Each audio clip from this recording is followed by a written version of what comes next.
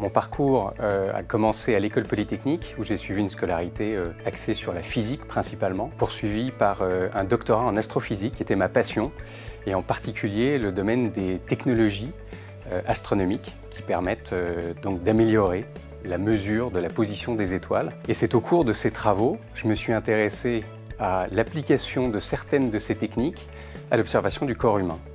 Et donc, de fil en aiguille, j'en suis venu à travailler avec des médecins sur cette application nouvelle donc, de ces technologies qui a permis de déboucher vers la création d'une entreprise et l'invention de l'endomicroscopie confocale. Notre invention, le Cellvizio, est un microscope ultra miniaturisé qui est destiné à être utilisé en temps réel par des médecins et des chirurgiens pour faire des images microscopiques des tissus humains.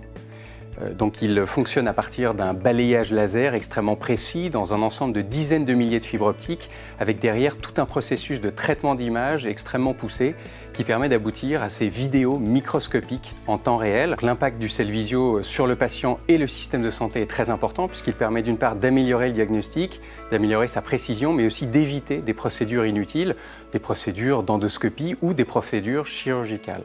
Cette invention, d'abord, c'est un travail d'équipe et elle provient principalement de l'identification d'un besoin qui est le besoin toujours de voir au niveau microscopique pour faire un diagnostic de cancer. Nous avons réinventé le microscope et même en quelque sorte le laboratoire pour le mettre dans le corps du patient.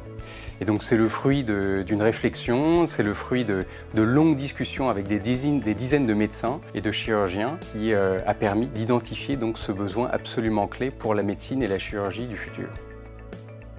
Alors effectivement, le parcours pour aboutir à un résultat dans le domaine médical et chirurgical, c'est-à-dire un instrument qui fonctionne, est très très long et ardu. Mes conseils que je pourrais donner, c'est d'abord il faut suivre sa passion, il faut absolument avoir le feu sacré pour pouvoir aboutir à une telle innovation. Il ne faut pas lâcher prise, ou plutôt il faut peut-être lâcher prise sur certaines choses, mais il ne faut pas abandonner. C'est vraiment un parcours semé d'embûches. Et puis il faut savoir s'entourer. Bien sûr, il faut s'entourer de gens qui sont extrêmement talentueux, beaucoup plus talentueux que soi-même, et qui permettent en équipe justement de surmonter les obstacles qui sont très très nombreux sur la voie d'une invention et d'une innovation dans le domaine médical.